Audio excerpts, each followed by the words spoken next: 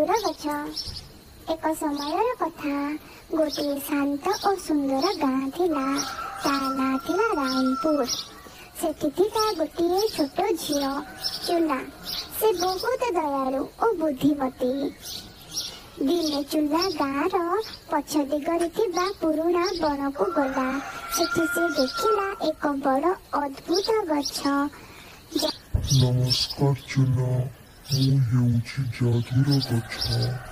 जोंडी सत्य भल काम करा जाए सेठारी मु भल फल दिए। जोंडी असत्य और खराब काम हुए सेठी मु शिक्षा दिए। गछ सहित दिन पर दिन कथा हेउथिला।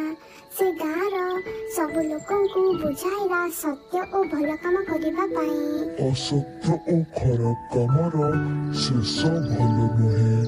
एथिरु शिखिबा और भल लोक हेबा। एहिपरि भावे चुना और जादूर गछ गाँ को शिक्षा देले सत्य और भल लोक हेबा। एहिपरि मजेदार गप सुनिबा पाई कार्टून विज्ञान स्टाइलिश यूट्यूब चैनल को लाइक एंड सब्सक्राइब करंतु।